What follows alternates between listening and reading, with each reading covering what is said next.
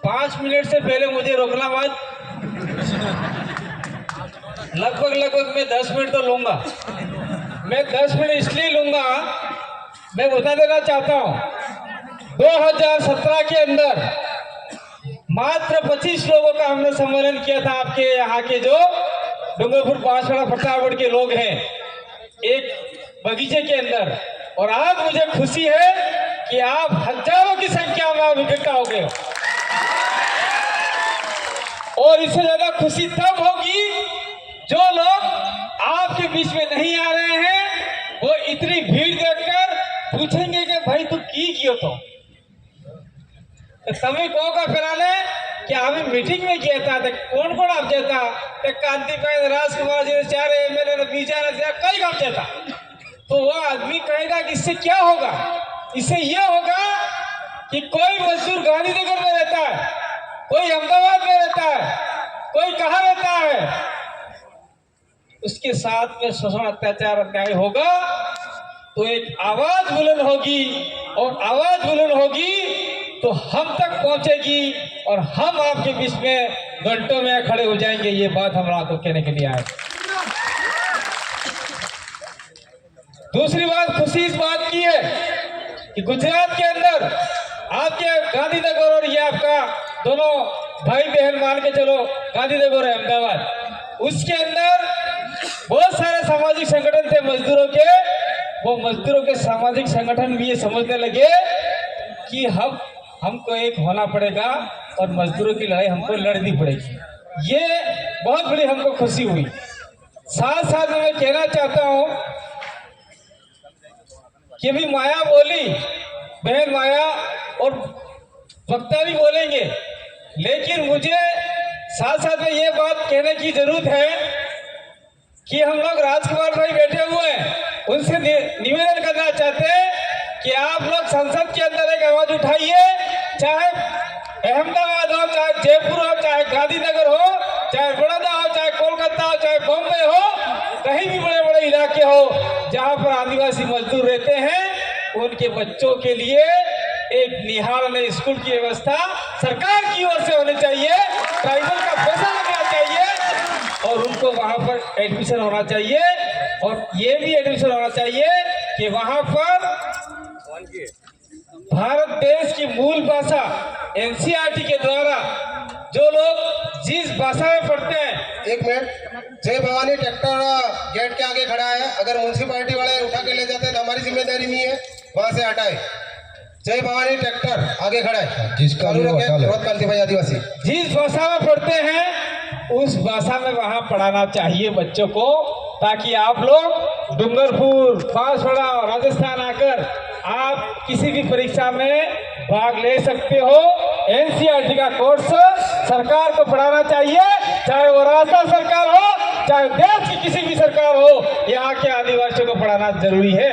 आदिवासी नहीं रहते, साथ साथ में आपका एससी भी रहता है, ओबीसी भी रहता है, कुछ माइनॉरिटी और जनरल समाज भी इस इलाके में काम करने के लिए प्रवासी मजदूर के रूप में रहता है। मैं कहना चाहता हूँ कि आपने एक बोर्ड लगाया है, उससे हमें कोई आपत्ति नहीं है। प्रवासी मजदूर से मिलन कार्यक्रम ठीक है, हम प्रवासी मजदूर हैं, लेकिन आप लोग जमीनों के मालिक हो और जमीन सिर्फ आदिवासियों के पास है। देश में जमीन का मालिक आदिवासी है। आप मजदूर के साथ साथ में देश के मालिक भी हो।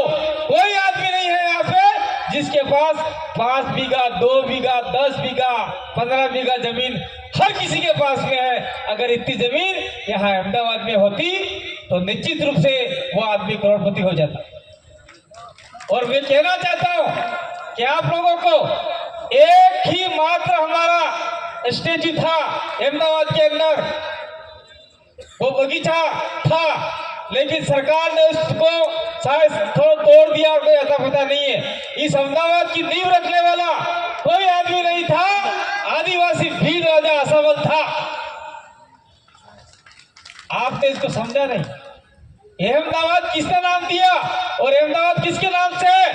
हम चैलेंज के साथ कहते हैं कि अहमदाबाद का नाम आदिवासी भील राजा असफल के नाम से है और आपको घबराने की जरूरत नहीं है। यहाँ के बहुत बड़े शिक्षा विधि ने भी आपका असावर बिल का जिक्र किया हुआ है। इसलिए आपको मान सम्मान के साथ में काम करना होगा और फिर प्रदेश के साथ में कंधे से कंधा मिला के काम करना होगा। मैं ज्यादा समय नहीं खींच के एक बात अंत में कह के जाना चाहता हूँ कि यहाँ की महिला है, उनके साथ में शोषण अत्याचार होता रहता है, लेकिन कुछ महिलाएं वो सारा का सारा मामला दबा देते हैं, उनके परिवार वाले भी दबा देते हैं। उनके साथ में अनहोनी घटनाएं होती रहती है।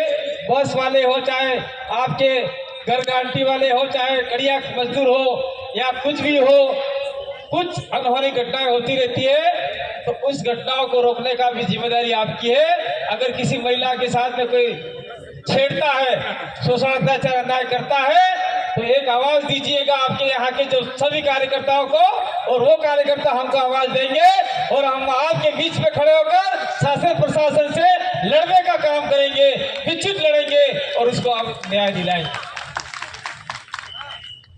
और मैं बार बार कहता आया और लास्ट कह के भी जा रहा हूं, यहाँ पर 2017 के अंदर मैंने 25 लोगों को इकट्ठा करके यहाँ काम स्टार्ट किया था। तब हमारे राजकुमार जी सांसद बने, वो एमएलए भी नहीं थे, वो भी नहीं थे, छिट्टिया विधि के बात नहीं है, वो भी नहीं थे। तो मैं ये कहने के लिए आया, कहना चाहता हूँ कि 2017 में आप लोग 25 लोग इकट्ठा होकर काम कर रहे थे। तो उस समय कुछ लोगों ने क्या सोचा था कि कांति भाई आदिवासी लौट के नहीं आएगा, ऐसा गलत।